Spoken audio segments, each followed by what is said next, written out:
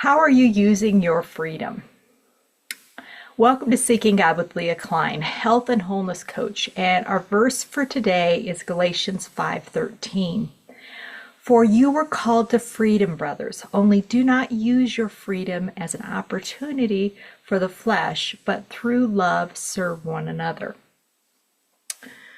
So we have freedom. We have been set free from sin, the yoke of sin, not from all sin necessarily, but being under the bondage of sin.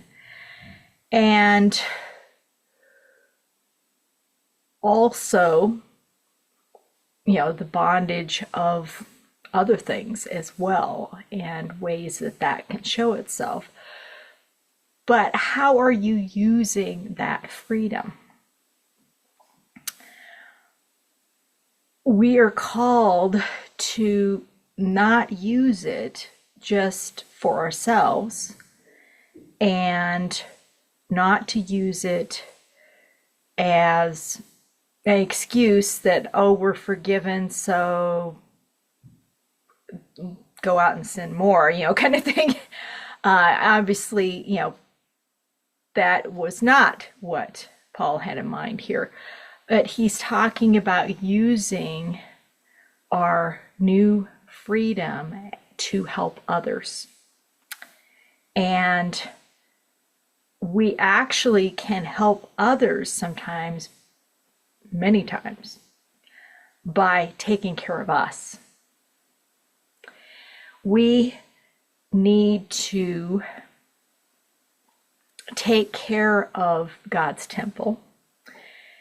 Not just because it's how we live our lives, we are in this body, we need to take care of it, but because God lives and works through us. And how is He going to do that if we don't take care of ourselves? If we are laid up with some kind of infirmity where we can't physically help people, yes, we can still pray. There are some options available to us, but how much more can we be used when we can pray and actually be the hands and feet of Jesus? So I do want to encourage you, not that I'm in favor of New Year's resolutions. I'm just in favor of taking care of your God-given body, whatever the time of year, and more people are thinking about it, this time of year. So I want to just encourage you to think about the fact that taking care of you is actually being in service to others and can be the best thing you can do if you're taking care of other people, your other family members or things like that, is if you don't take care of you, nobody else will. Long and the short of it. You are ultimately the one that decides when you go to bed and hopefully has some control over what you're eating. So use that not as a license to eat whatever you want, not to use that as an excuse that, oh, it doesn't matter what we eat, I'm right with God, it's all spiritual, and it's like, yeah, you're also living in a physical body. So do take care of your body because God wants you to take care of your body. He bought it with a price. So glorify God in your body. 1 Corinthians 6:20. So let me encourage you today, ask God how He wants you to serve. Because sometimes taking care of ourselves is knowing when you need to say no to things because they're not what God wants you to be doing, and focusing on what He does want you to be doing. And if you need some clarification on, taking care of yourself, ask God.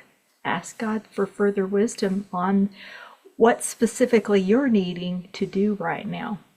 And if you're having any trouble hearing from God or feeling His presence, let me show you why that might be happening and how to connect more deeply with a free book called Seeking God.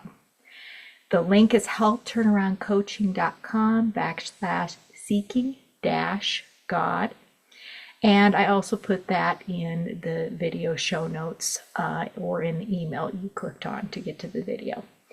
So check out that information. And if you want to really put this on your calendar, make this happen on doing a retreat and spending time with God, reach out to me. It's my favorite thing to talk about is retreats. And I would love to talk with you more and help you actually get that on your calendar. So I wanted to wrap up our time with Take My Life and Let It Be. And many of you should probably know this one. If you do, feel free to sing along. Feel free to pause the video and go pull up the words if you need to. But if you don't know it, feel free to just listen.